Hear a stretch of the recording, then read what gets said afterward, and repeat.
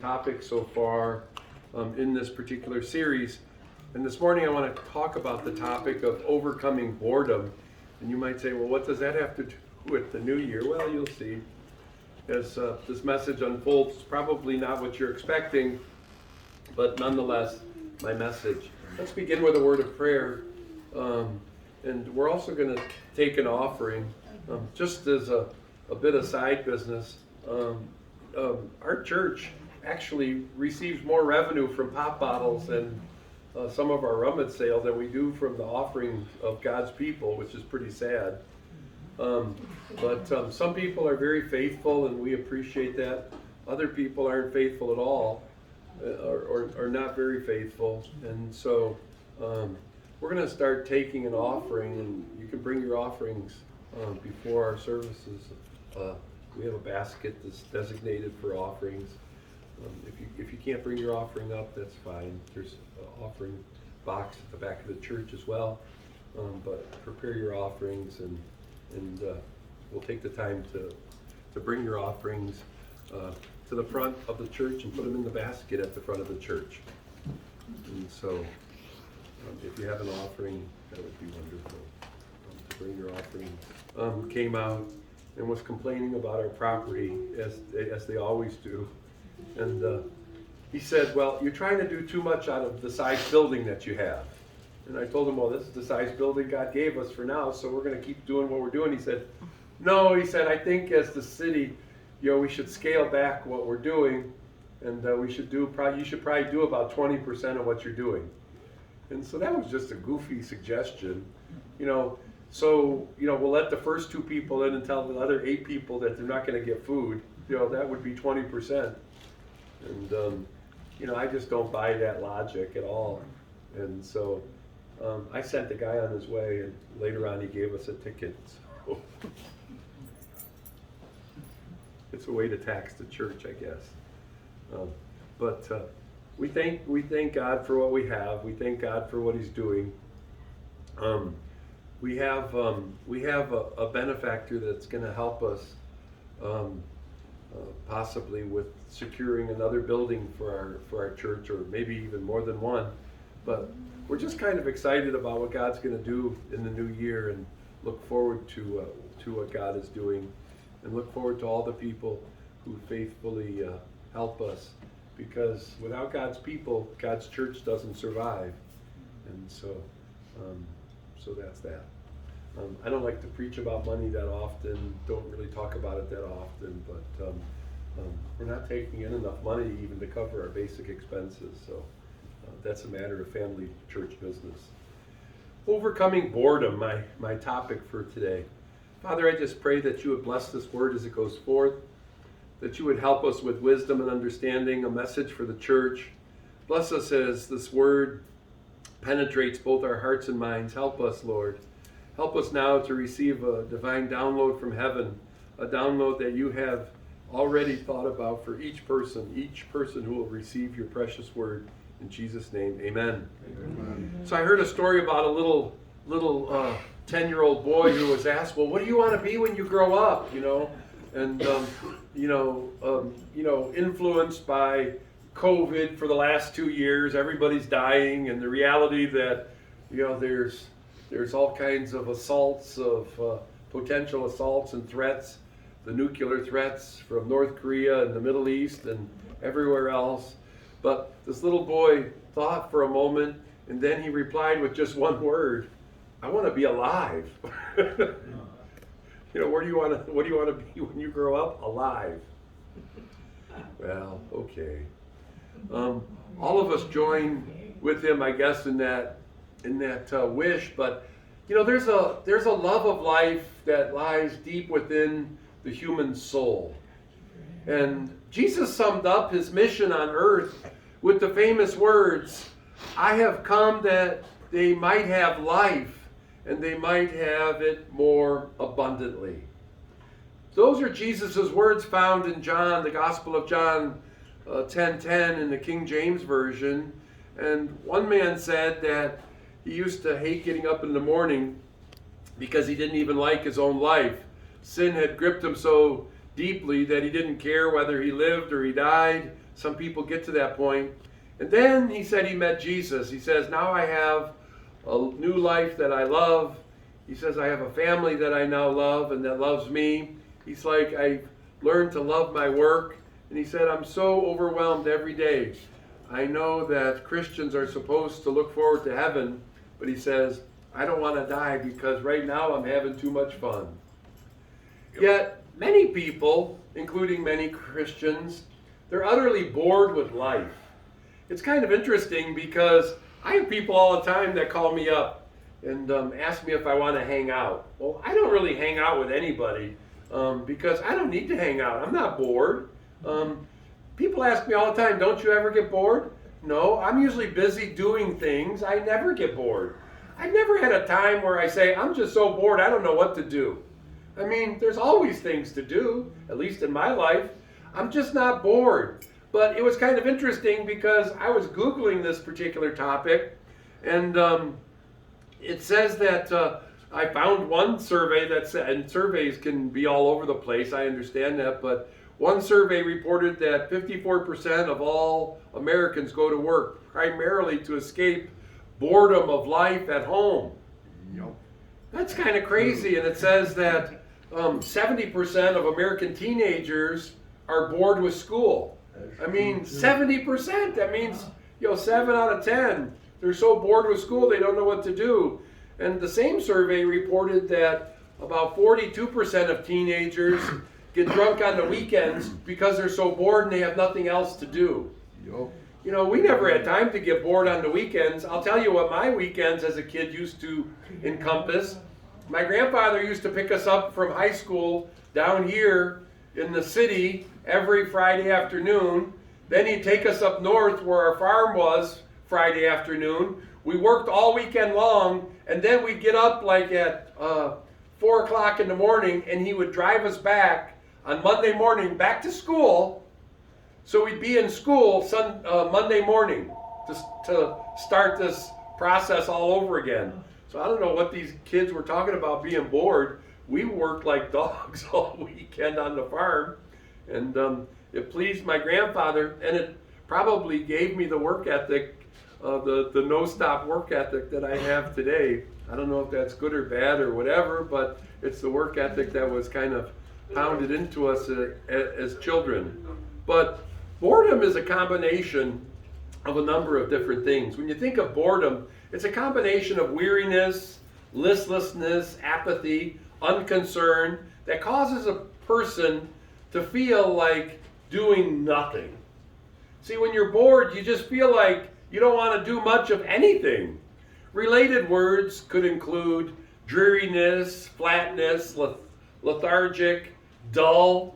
To a bored person, the world is like all shades of gray. And I'm not promoting the book, so don't call me later. But when I say shades of gray, it means their world is just blah. It's dark and their world is just gray.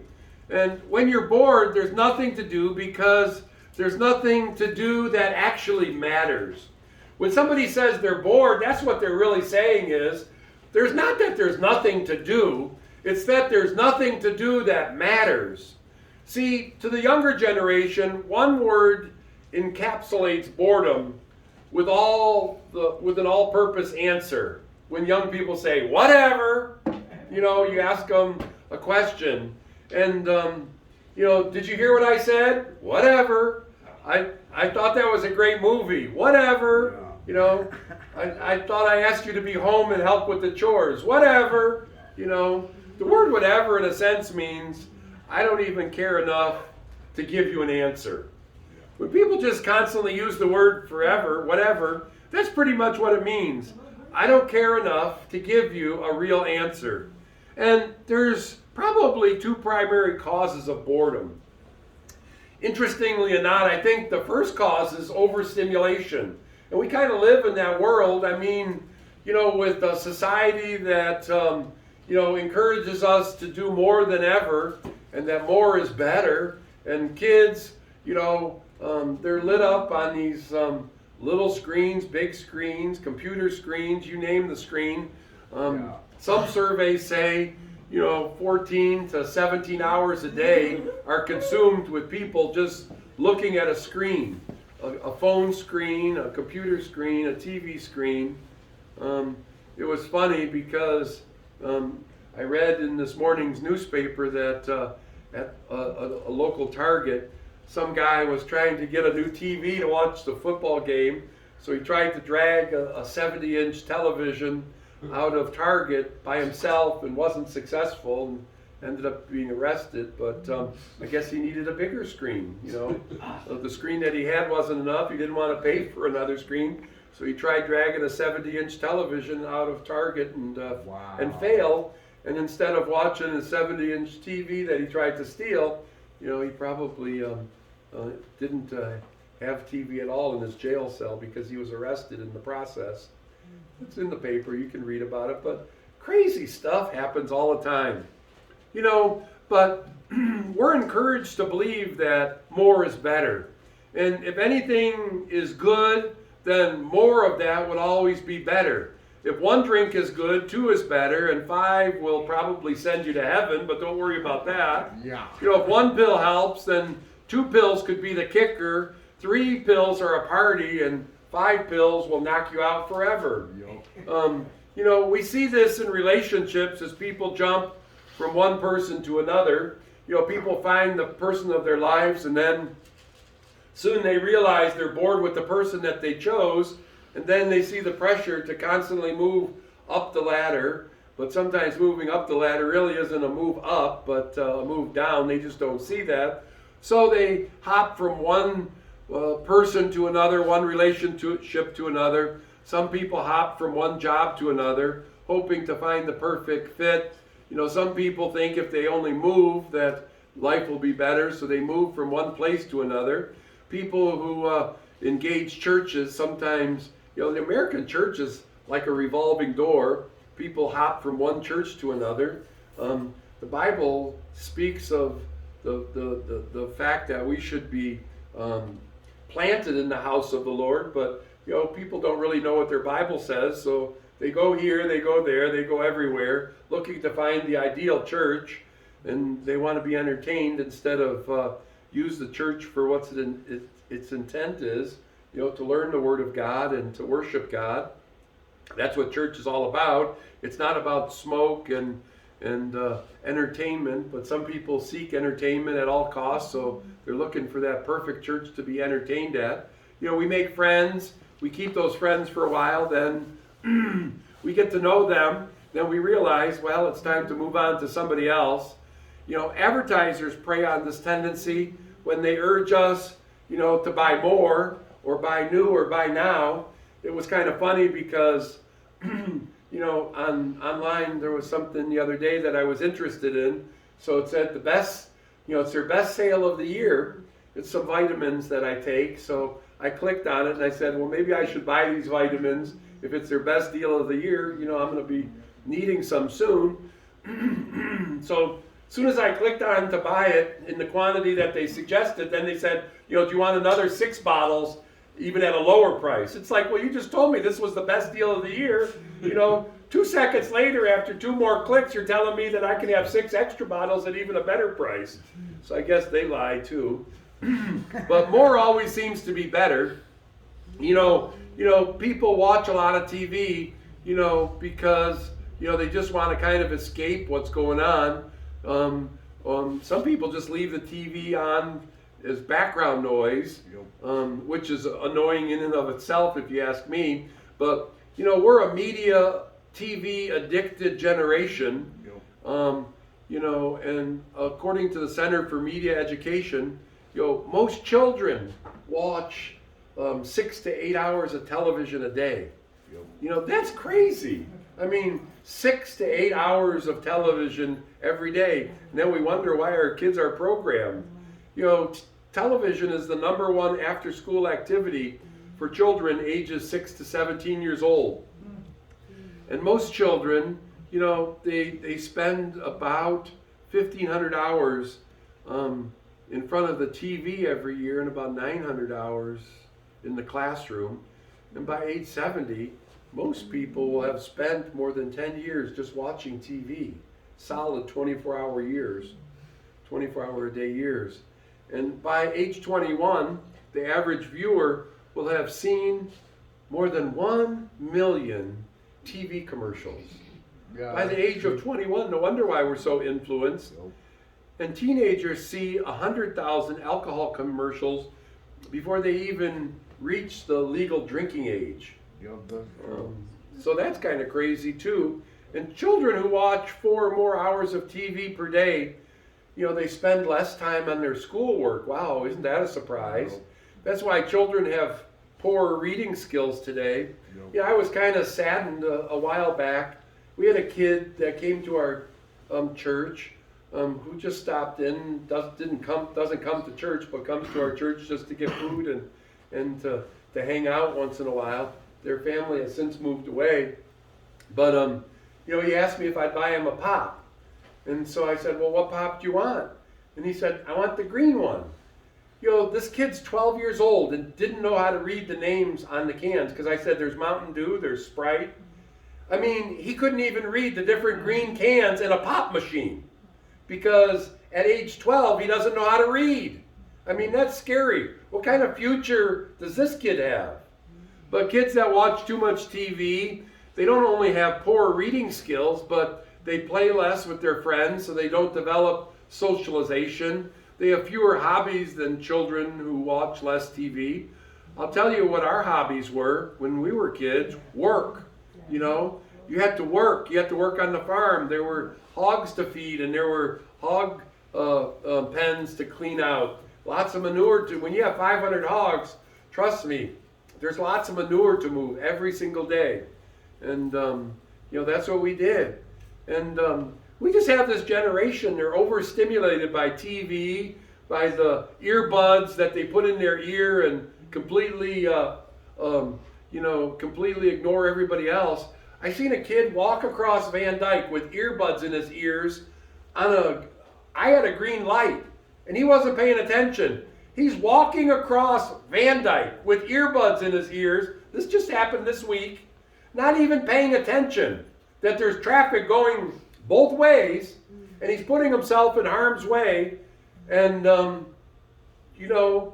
the music or whatever he was listening to seemed more important than anything. How crazy is that?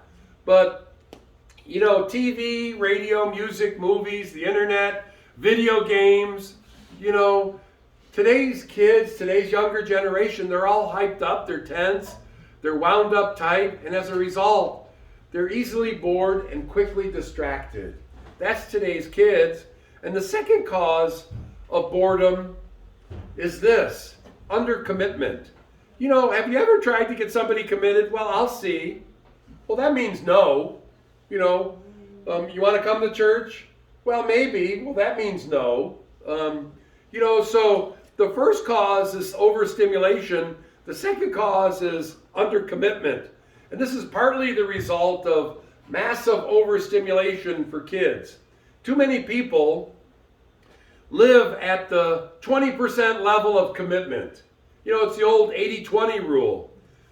If you've ever had a business or been in business, you know what I'm talking about. If not, you can Google it and find out what that's all about.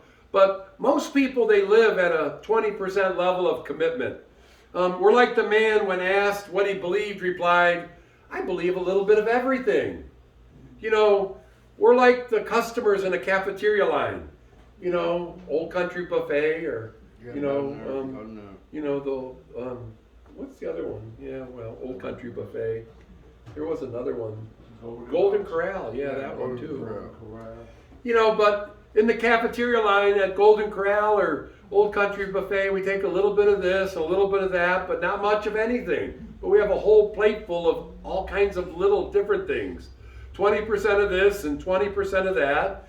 See, when I say people have a 20% level of commitment, they're 20% committed to their marriage, 20% committed to their work, 20% committed to their relationships, 20% committed to their families, 20% committed to their careers, 20% committed to their church, and we end up being 20% committed to Jesus Christ.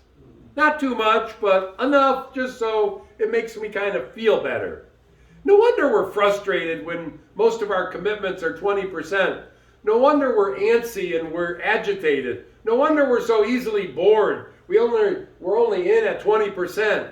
We aren't committed enough to anything, to find any real reason or purpose to get out of bed in the morning. We're just 20%. So when morning rolls around, it's like, why should I get out of bed? There's nothing to get out of bed for.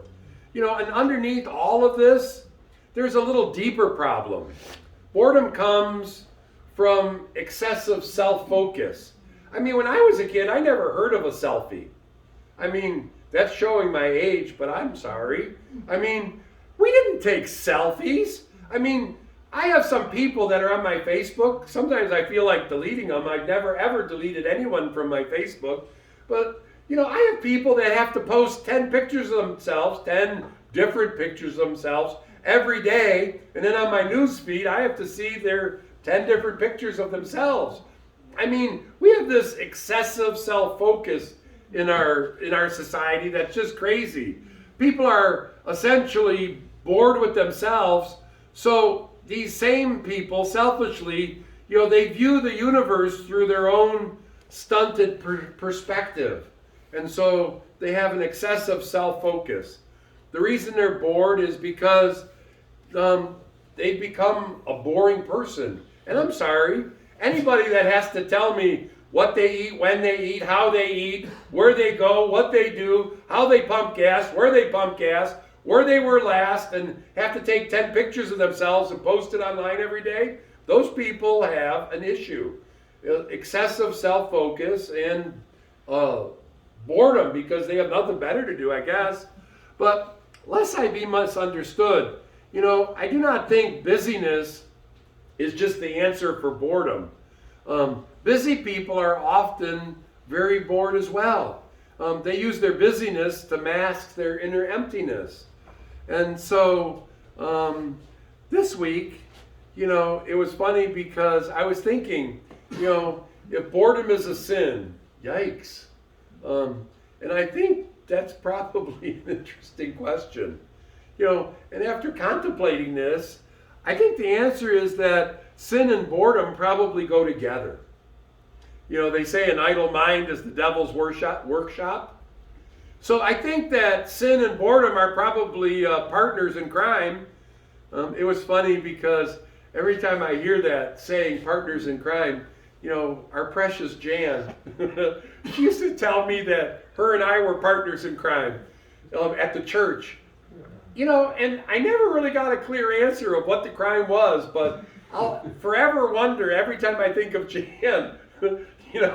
Jan used to say, Pastor, you and I have been here probably the longest of anybody. Well, she was actually here the longest. She started at our church when our church started. And she said, just so you know, I know everything and we're partners in crime. It's like, phew, I just don't know what the crime was. But like I said, sin and boredom are buddies. And I'd rather say that boredom is probably more of a disease of the soul. It's a warning sign from God that there is dis-ease. Dis-ease in your heart that probably needs to be addressed or faced at some point in time. See, boredom is a sign that your life is moving probably in the wrong direction. I mean, what are you going to do differently this year so that at the end of this year it won't end up like the end of last year or every other previous year? See, if you don't change what you're doing, you're going to keep getting what you're getting. So how can you overcome boredom? How do you overcome boredom? It requires a reorientation of the way we approach each day. I'd like to combine two very familiar verses. They're probably verses you've heard of before, but in this passage, I'm going to look at two very familiar verses. I want to look at a verse from Ecclesiastes, verse 9:10, and a verse from Colossians 3:17. After I read the verses to you, you'll understand and probably say, yeah, I've heard those verses before. But in order to find a biblical answer to boredom, I think both of these verses play well to help us with this whole issue. The first is this: do whatever lies close at hand. In Ecclesiastes 9:10, the first part of the verse, it says, whatever your hand finds to do. I mean, Eugene Peterson, who doesn't offer a translation of the Bible, but a paraphrase of the Bible, the Message Bible, he has a little punchier version of this very phrase. He says, whatever turns up, grab it and do it. I like that because it emphasizes the unpredictable nature of life. Whatever turns up, grab it and do it. But not if it's sin. Because some of you might say, well, I think the pastor just said I can do anything. Because whatever turns up. No, I'm talking about good and godly things. But I like to think about things a little differently. But no matter how well planned your day may be, something unexpected is always bound to turn up. In the morning I often think, I'm going to get this done, and this done. It was like the other day. I had plans to do like 4 or 5 different things. And then we ended up picking up 2 pallets from this place and 2 pallets from that place and another couple pallets from this place. By the time the day ended, we had 8 pallets of food to move from various sources. And the other things that I had planned to do, well, they kind of got pushed aside because, when people want to donate food, it's got to move because it's food. It's sensitive to time and whatever, so it has to move, and it has to move quickly.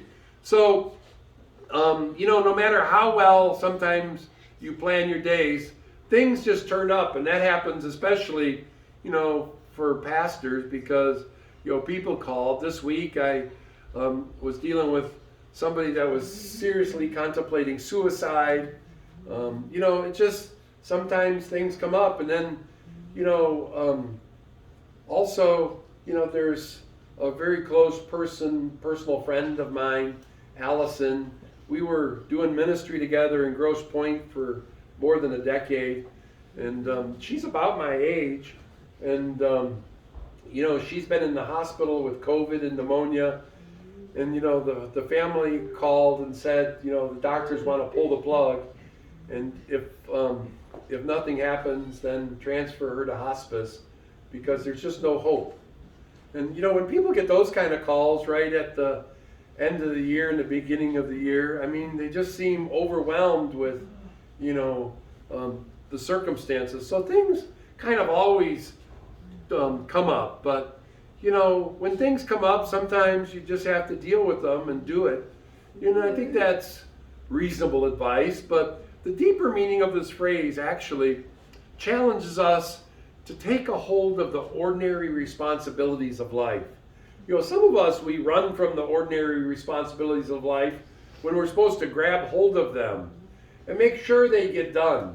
It's kind of funny, at the Christmas party the other day, this lady came up to me after we gave presents to her kids, and she said, well, I really appreciate the presents, but I have a much bigger problem. She says, I have a $1,400 water bill. Well, that didn't happen overnight. And, sometimes you just have to take responsibility for things and deal with things as they come up. I mean, how do things spin that far out of control? But, they do sometimes. And, you have to make sure things get done and things get dealt with.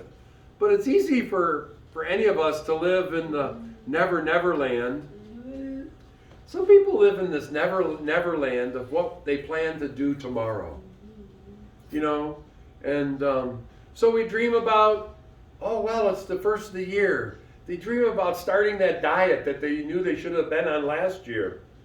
Or they think about, I need a job, so maybe I'm going to start looking for that new job, or, meeting that new love interest or that person of my dreams, or finishing, that paper that I was supposed to work on during winter break that I never started working on, or maybe painting the living room or painting the bedroom because I've been thinking about painting it for the last 5 years and I've never got around to it.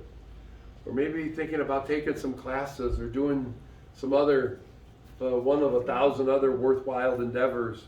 But meanwhile, there's work to be done, such as tedious things that sometimes always seem left undone. While we're dreaming about doing those things that we'll do someday, sometimes the tedious, everyday, mundane things of every day sometimes don't get done. And unfortunately, for some people, someday never comes. For many people, one good deed is worth more than 1,000 brilliant theories, says Charles Haddon Spurgeon. I don't know if you know who Spurgeon is. He was a prolific writer and pastor of years past, but he said, one good deed is worth more than 1,000 brilliant theories. Better to do what you need to do than to waste 4 hours dreaming about what you'd like to do. When Solomon says, whatever your hand finds to do, he doesn't mean if your hand finds something to do and you do it. If not, then take the day off and grab the remote control and watch TV for the rest of the day. Amen. Some of us fritter away so much time just watching dumb stuff, Facebook stuff. It's kind of funny because I never even realized what a TikTok video was until about a month ago. And I didn't realize on my Facebook, and I don't use Facebook. I use it every day, but I just post something and I'm done with it. I don't spend a lot of time on Facebook. But I just realized that they have TikTok videos on Facebook. And some of these little dumb videos, it can be addicting. And before you know it, you spend not 5 minutes, but 15 minutes or 20 minutes or an hour just watching dumb little videos. And it's like, I got important stuff to do. Enough of that. But, that's what some people do. Instead of doing what they should do, they take the day off and just get enamored with senseless things that, they're involved with.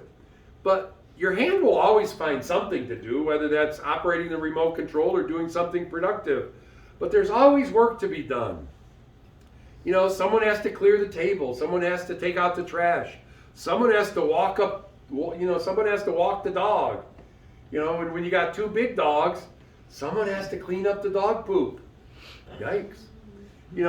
Someone has to pay the bills. Someone has to go to work. Someone has to prepare the lesson plans if you work, or get on the assembly line, or pay the invoices, or someone has to change the oil in the car. Yeah, that's somebody has to greet people. There's someone that you've been thinking about that you need to call. Yeah. Someone has to stay late and lock up. It's kind of funny, at church. It's like, well, my favorite saying is, you don't have to go home, but you can't stay here.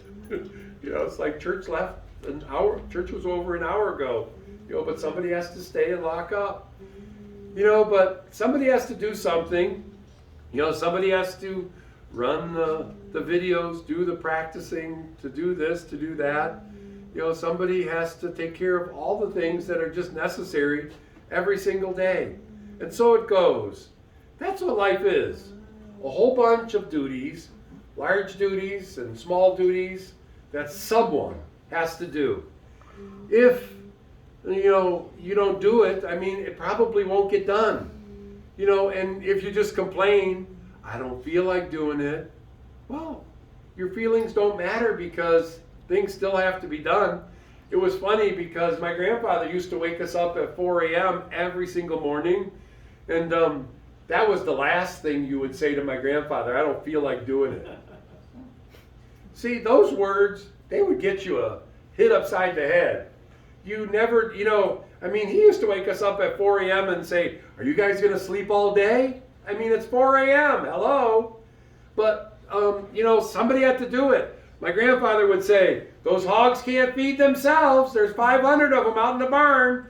Those hogs can't clean the barn themselves. And, of course, we had tools. My brother and I, we used to fight over who got to ride this little bobcat skid steer that we had to clean out the barn. That was lots of fun. That's how much manure we had. We had a skid steer with a loader on the front. Wow. And, it was lots of fun. But somebody had to shovel the manure in place so we could use the skid steer. That means cleaning out each pen, cleaning out the barn, and getting it into place. And then we had a manure spreader that, we loaded up and spread that stuff all over, spread the joy on the field for the plants to grow the next year. But such is farming life. But like I said, we could never tell my grandfather, I don't feel like doing that, because feelings don't matter. Actually, the writer Solomon in Ecclesiastes says, whatever your hand finds to do, do it. And this is the word of God, whatever your hand finds to do. See, if you were really honest with yourself, we all have work to do. You might not have to clean out pig stalls or feed pigs or water pigs. On a day like today, our pump in the barn wouldn't work. We had a well. And on a day like today, our pump wouldn't work. Well, if it wasn't too cold, we could bring hot water from the house that was in the basement in 5-gallon buckets. And my brother and I would each carry 2 5-gallon buckets in both hands. So that's 20 gallons at a time. And if we were lucky, we could pour enough hot water on the pump to get it to thaw enough so it would pump. Otherwise, we'd have to carry out enough water to water all the hogs just from the water we carried out of the basement. So there was work to do. And my grandfather called it chores. And my grandfather said, you'll have fun doing your chores. I'll get to that in a minute. But we all have chores. We have jobs. We have responsibilities. We have assignments in life. Plus all the spiritual things that God expects us to do too. You see, some people think that life's a free ride, but no one gets a free ride. See, you can't stay in bed forever. You can't watch either your phone screen or your TV screen or whatever forever. And there's a further implication here. One of the best cures for boredom is to get involved helping others. And I highly recommend that because that's what we do as a church. See, there is no boredom when you get involved with helping other people. One doctor said that whenever a patient comes to him complaining of vague symptoms with no medical cause, he tells them, crawl out of yourself. And some of us this new year, that's what we need to do. We get out of ourselves. It means to crawl out of the cave of self-pity and get involved in the world of hurting people. There's enough hurting people right around South Warren. You could be here forever helping hurting people. Get involved in the world of hurting people. That's the gospel of Jesus Christ, to serve the hurting. It's kind of crazy because years ago I seen a PBS special. I used to watch PBS every once in a while. And it was the life of Prince Charles. And most people don't have a pretty favorable view of Prince Charles. But the documentary noted that Charles was devastated by the death of his great uncle when he was young, Lord Mountbatten, who was murdered by the Irish Republican Army in 1979. And Lord Mountbatten was the only man who had truly been a father figure to Prince Charles. And after the death of his mentor, Charles consoled himself by recalling the advice that his great uncle had given him. He says, banish your sorrows through service to others. And sometimes we just, we wallow in our own little pity parties. And, I think this is great advice, to banish your sorrow through service to other people. That's the advice that his uncle gave to the young Charles. And I think it's good counsel. But the famed psychiatrist Carl Menninger, he once said, what should you do if you feel a nervous breakdown coming on? He said everyone expected him to say, see a psychiatrist or get some professional help. But that's not what the great doctor said.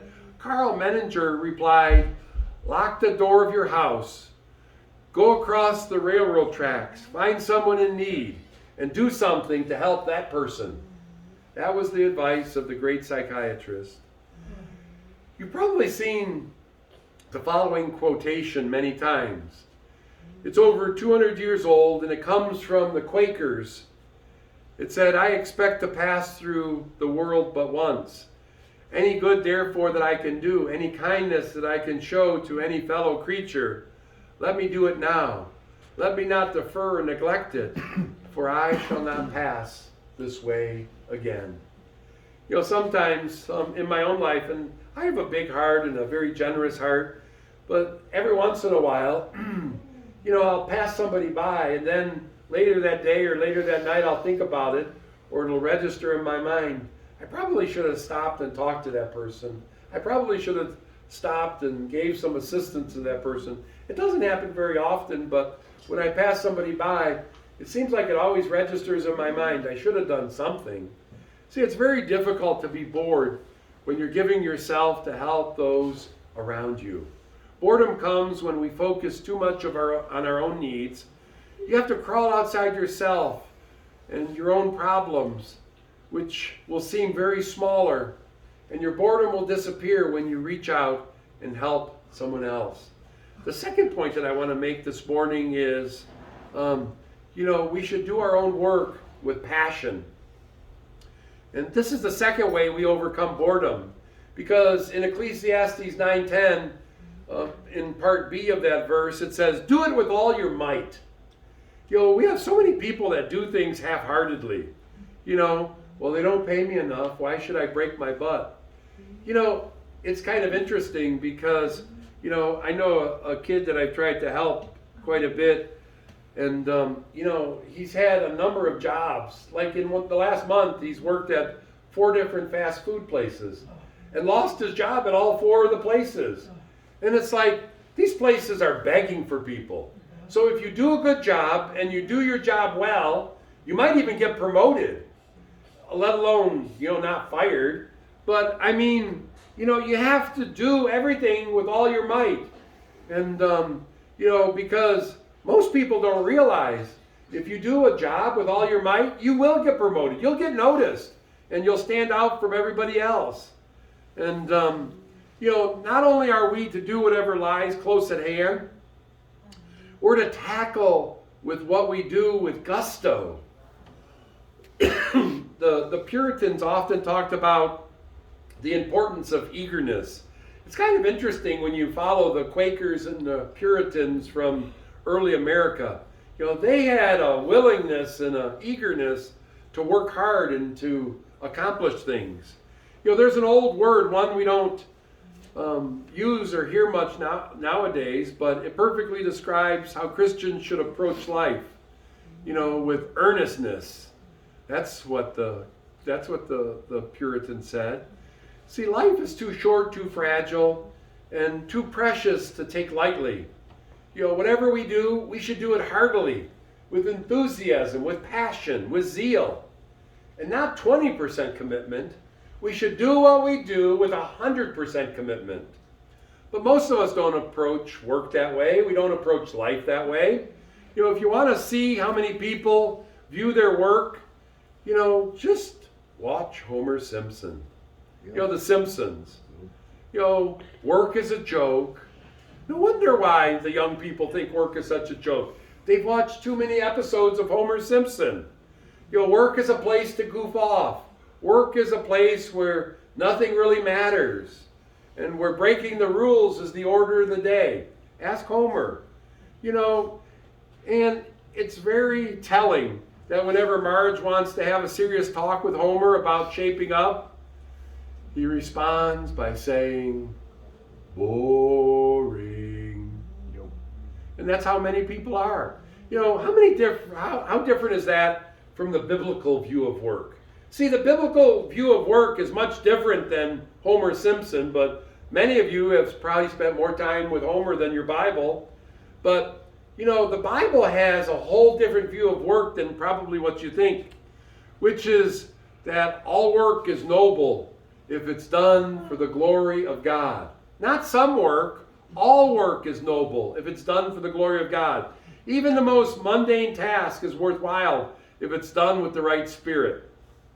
Martin Luther, the great reformer that started the Lutheran Church and the Lutheran movement, Pentecostal, not Pentecostal, I meant... Lutheran Church. My mind just went blank.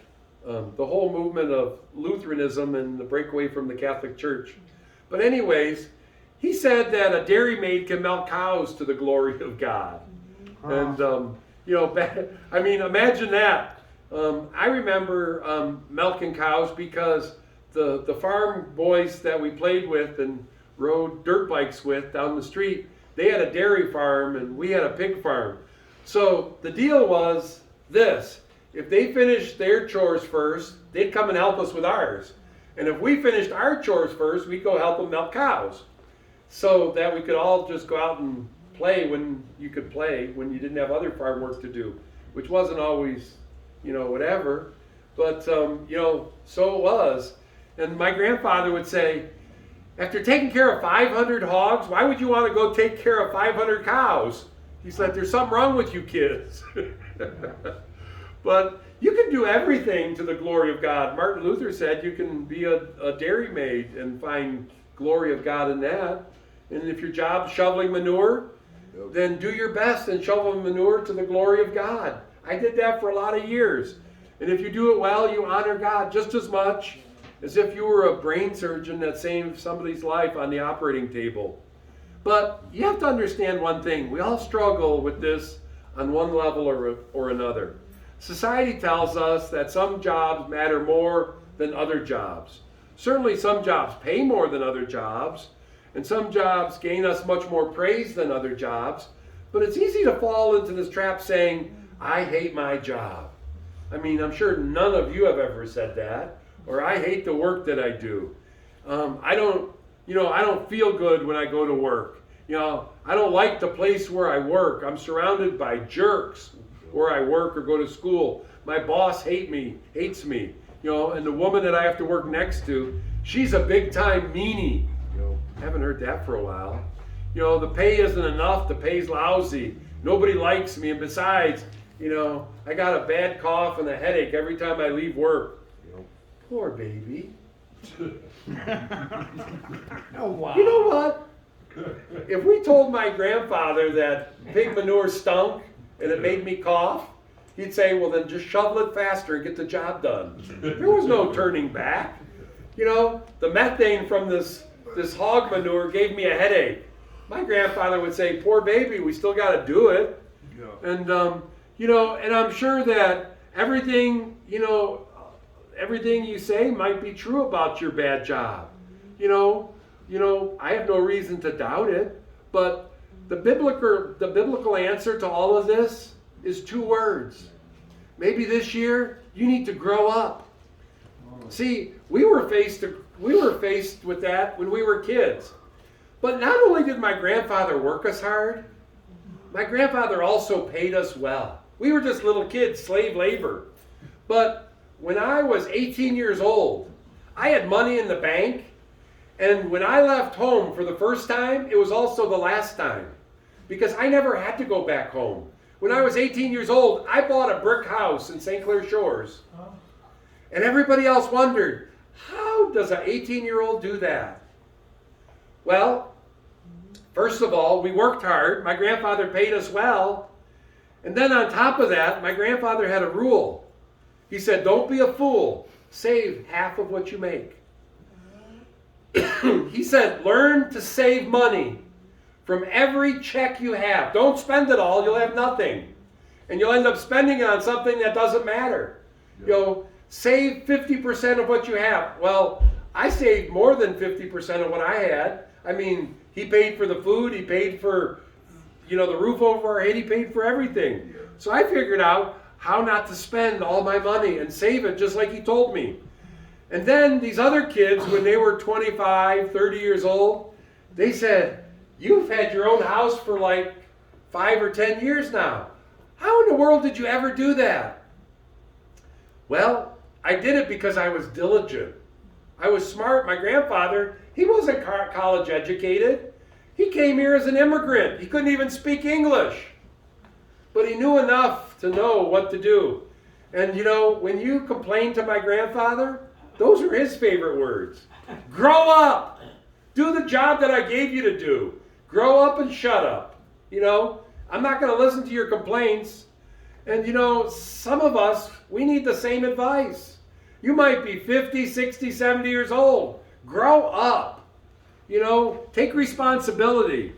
You know, you're not supposed to like your job every day. It's spelled J-O-B, not F-U-N.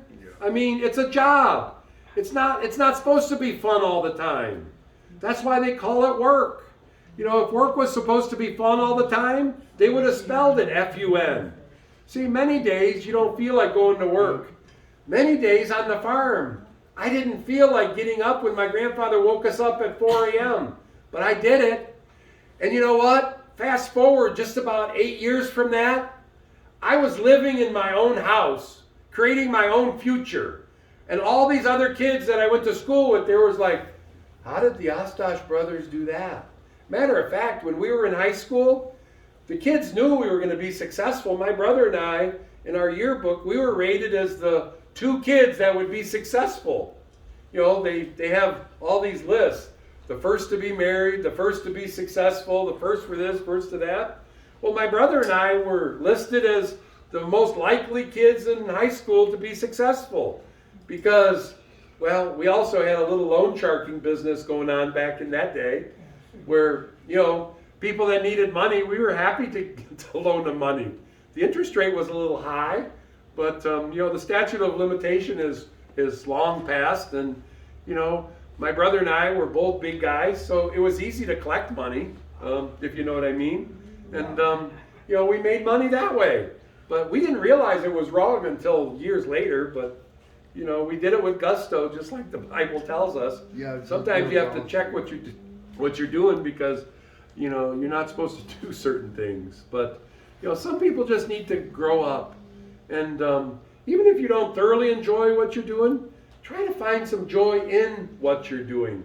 You know, last night, you know, at our Friday night, at our New Year's Eve party, you know, I told people that Christmas song, "The weary world rejoices." See, even in weariness, we can find joy.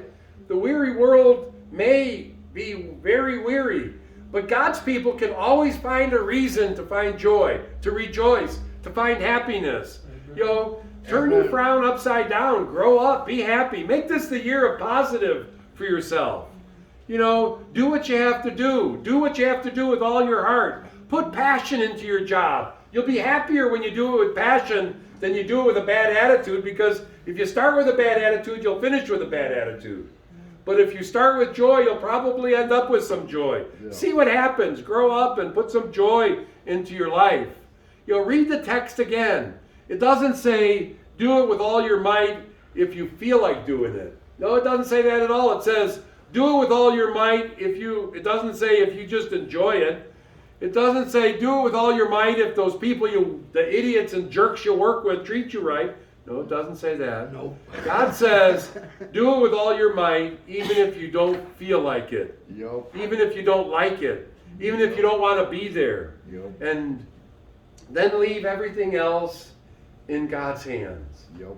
See, because when you leave it in God's hands, I mean, chances are it's going to be a lot better. Yeah. But there's a huge theological truth that's underlying in this principle. I don't know if you caught it or not. But if you believe in the sovereignty of God, then it must be true. See, if you believe that God is God, it has to be true. And it's there because you're where you are, because God wants you there. Because if God didn't want you there, God would have put you somewhere else. You're in the place where you are right now because God has put you there. You know, even coming to South Warren, and I'm not going to tell this whole story all over again, this was the last place in my mind to come to. You know, my friend brought me here. You know, this is a nice little church. They need a pastor. So what? They better find one, you know. Not me. You know, I never wanted to come to South Warren. I mean, I was going to a very prim and proper suit and tie church out in Sterling Heights at 16 and Shaner, you know, Bethesda Christian Church, under the leadership of James Lee Beal. I mean, very prim, proper church. He was a prince of a guy, you know, learned a lot, grew a lot. So I'm thinking, you know, well, I go down to the Detroit Rescue Mission once a week. I get my hands dirty there. I go to prison once a week and teach a Bible study there at Mound and Davison. at the Michigan Department of Corrections, you know, someday I'm going to get a nice church assignment at some big church like this. Then I end up in Warren. Because that's where God sent me. Wow. See, you know, you have to believe in the sovereignty of God and know that, you know, God puts you in places. It's by His design. And if God wanted you someplace else, He would put you somewhere else. You have to believe that. And then you have to work every single day. Even if it's a bad situation, even if you don't feel like it. You do it with 4 words in mind, as unto the Lord. Because if you do things as unto the Lord, it will change this, and it will change this. Do it with God in mind. And you do it with all your might for His glory. The third point that I want to talk about this morning, and I know I only have another 2 hours, so is you know, pondering the brevity of life, how quick life is. I mean, this year, I've said goodbye to a lot of people temporarily that were very important to me. And I've pondered the brevity of life. But in the latter part of Ecclesiastes 9:10 it says, "For in the grave, where you are going, there is neither working, nor planning, nor knowledge, nor wisdom." So, if you want to get lazy, you'll have a time to get lazy. That's in the grave. Now is not that time. See, you'll have a time. You don't have to work. You don't have to plan. You don't have to think. None of that. I mean, although the first half of this verse is famous and often quoted, you know, most people don't realize what the second half of this verse says. It's easy to see why, since it appears to be such a downer. You know, who wants to hear about going to the grave?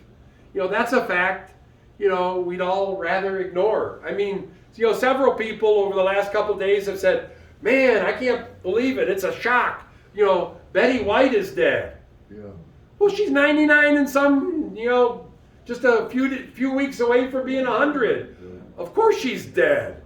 All of us are going to be dead at some point. But you'll never be more alive if you're in Christ. I mean, that day is coming for everybody. Make sure you're prepared to see the King face to face. And you're going to enjoy eternity with Him instead of continuing on your silly ways. I mean, it's going to happen to all of us. Your chances of coming out of this alive in this physical body are 0. So there's a 100% chance you're going to die in this physical body. Get ready, get ready, get ready. Be ready. Be ready to meet the King. Be ready to enjoy eternity forever with Him. Prepare yourselves. Prepare your life. I mean, hello. You know, but you might say, you know, are you serious? Do we really have to talk about going to the grave on the first message of the new year? I mean, you know, the contemporary English version has a little different translation. It says, "Work hard at whatever you do. You'll soon go to the world of the dead, where no one works or thinks or reasons or knows anything." You know, when I read that, you know, it kind of makes the hair on your neck stand up. You know, soon you'll be gone to the world of the dead. It sounds like something that you'd find in one of those bad Chinese fortune cookies. You know, they put the wrong message in your cookie. But it's entirely true, whether you like it or not.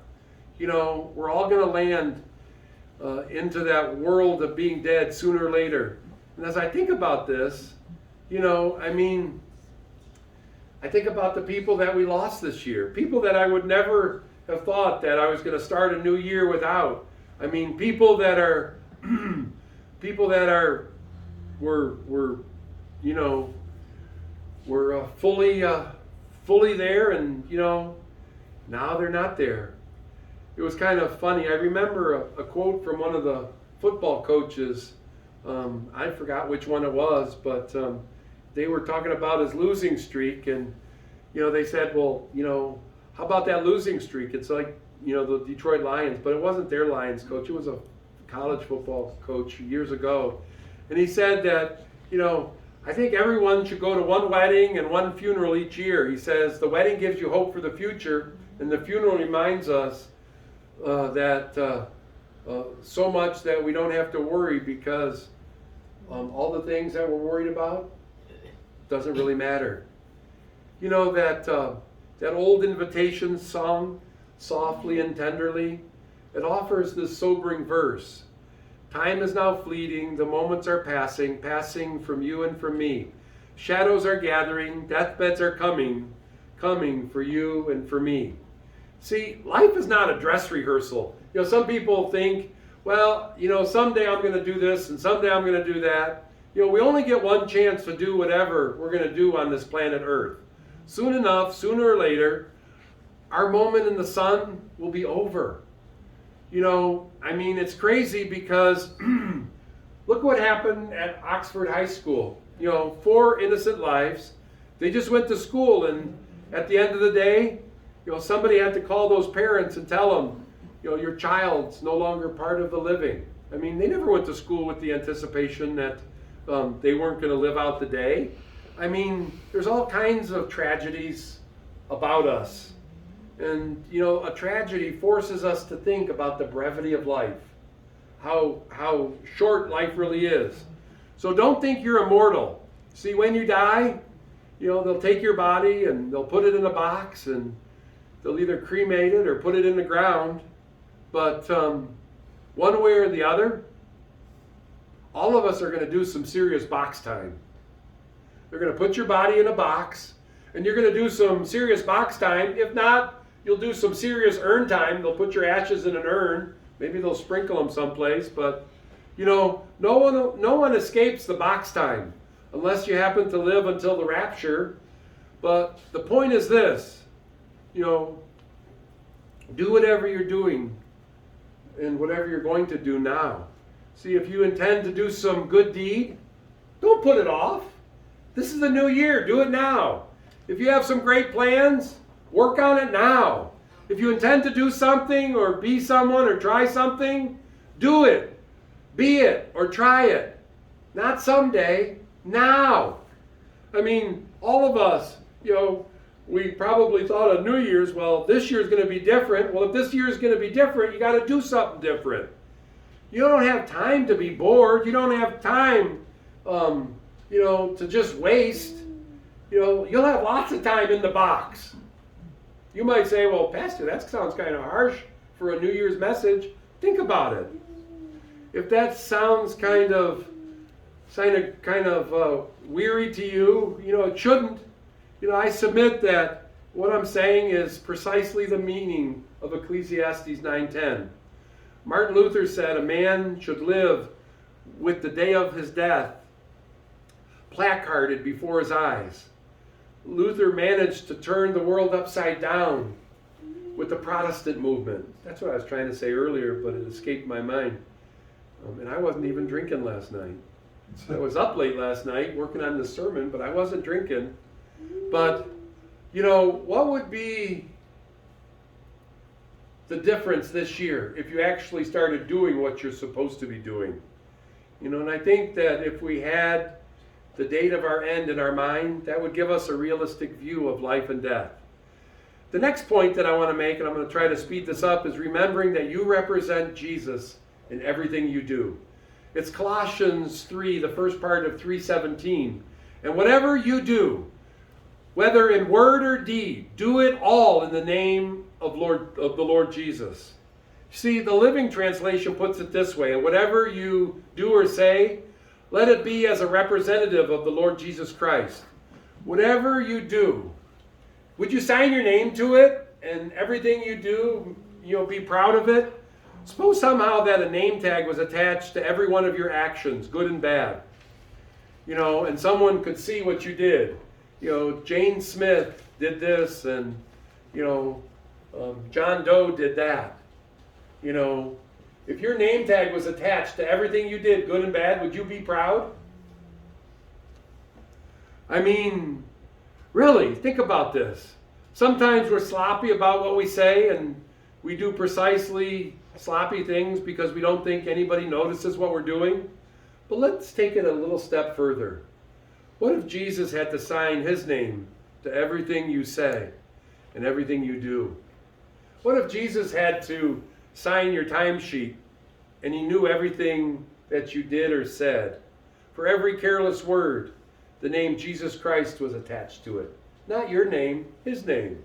And for every careless complaint, the name Jesus Christ was attached to it. Every complaint that you had, the name Jesus Christ was affixed to that. That might stop us in our tracks if we thought that his name was attached to our words and deeds. Start this year and say, everything that I do, his name will be attached to it because he's watching. And here's the kicker. His name is attached to our words and deeds because his name is attached to us. Have you ever thought about it that way? The name of Jesus Christ, if it's attached to us, it's attached to every word we speak and every deed that we do. See, when we think about it, we are Jesus people who claim to walk the Jesus road. We call him Master, we call him Savior, and we call him our Lord. We tell the world that we have left everything to take up the cross and to follow him. We even call ourselves Christians, or we wear jewelry that proclaims we're Christ followers. Whether we like it or not, his name attaches to everything we say, even the foolish remarks, even the unkind words, even the angry insults, the swear words that we mutter out of our mouths, the threats that we utter, and all the rest that comes out of our mouths. His name attaches to our complaints. His name attaches to our excuses. His name attaches to our boast, our lies. How easy it is for people to lie nowadays. His name is attached to our flattery. His name is attached to our moral compromise. His name is attached to our laziness. The name of Jesus is attached to our dishonesty and even to the worst sins that each of us commit. If we go into a brothel, the name of Jesus goes with us. If we steal money, the name of Jesus goes with us. If we abuse our children, the name of Jesus gets dragged down with us. See, we would be more concerned with the details of life if we remembered that we are the face of Jesus on the earth today. We like to say that Jesus is the light of the world, and he is. But we are also the light of the world. And the saying goes, we're the only Bible some people will ever read, and we're the only Jesus that some people will ever see. The last point that I want to make tonight, or this morning, is being thankful for things large and small.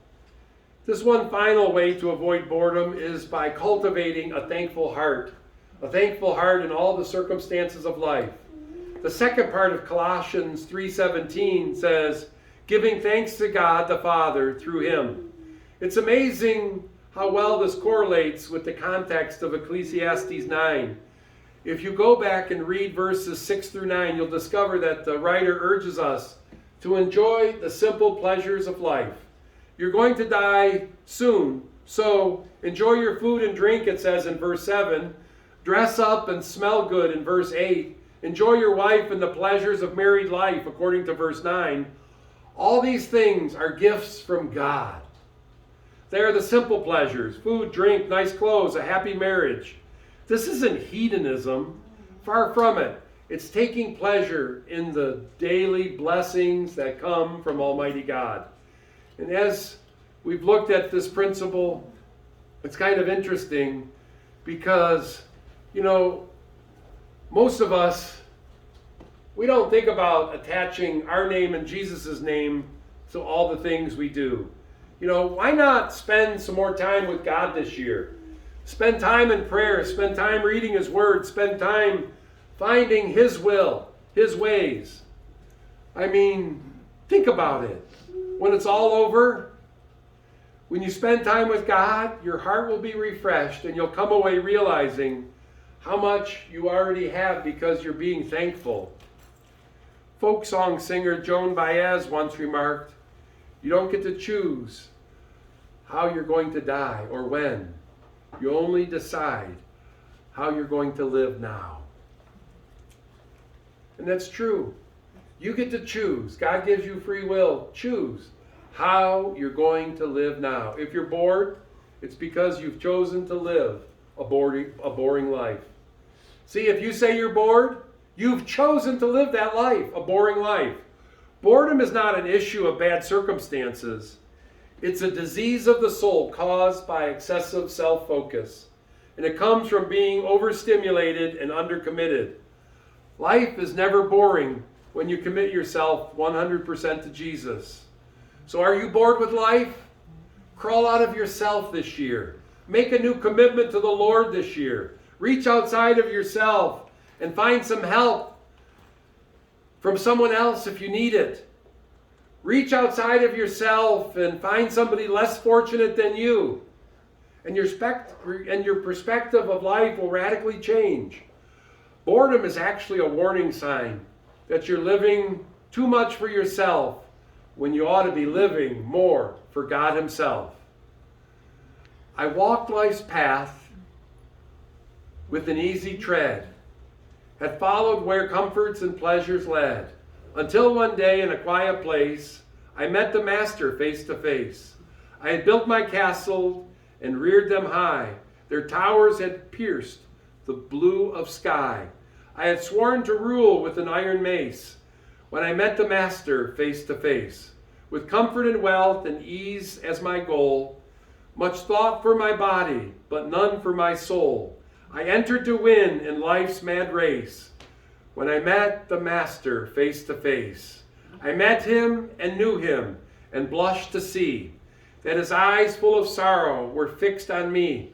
I faltered and fell at His feet that day when my castles melted and vanished away. Melted and vanished in their place. Naught else could I see but my Master's face. I cried aloud, oh, make me meet, to follow the steps of thy wounded feet. My thoughts are now for the souls of men. I lost my life to find it again. Ere since that day in a quiet place, when I met my Master face to face. See, some of us, we need to meet our Master face to face. This year should be a year that we meet our Master face to face.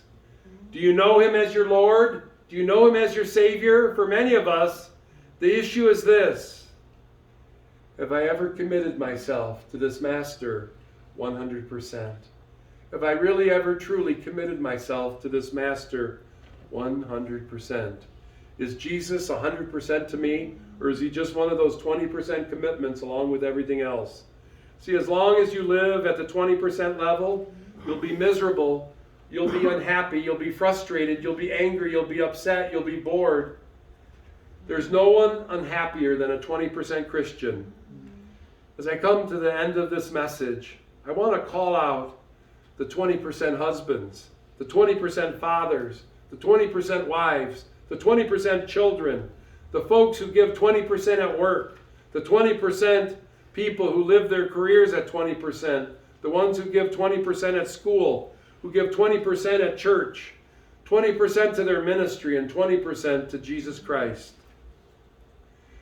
It's a new year. It's time to give 100% in every area of your life. Most of us, I suppose, aren't really at the 20% level. Some of us may be at the 98% level, so we don't have far to go. But you know what? As I close this service, I want to tell you, even if you're at the 98% level, you have room to improve. Because in God's mind, it's 100% or nothing. God wants everything or nothing at all. God doesn't want you to be lukewarm. He wants you to either be hot or cold. It's either 100% or nothing in the kingdom. There's no other way to go. So I say, God bless you. God bless each one of you. I encourage you to join me in the 100% Club. Commit all your ways to Jesus, and your life will never, ever be boring. Gracious Father, I thank you. I thank you for this word. I thank you, Lord, that we get to start a new year. Let us start a new year with 100% focus on you. Everything else, Lord, will take care of itself if that's our goal. Father, we need to change some things, or we'll just have another year like all the other years. Bless us, Lord, as we move into this new year. We've been given a new book with 365 pages. One of those pages is already spent. We have 364 pages left. Let us write a new book a book which gives glory and honor and praise to you, because that's where all glory and honor and praise belongs. And let us turn that into joyful living in this new year. In Jesus' name, amen. Amen.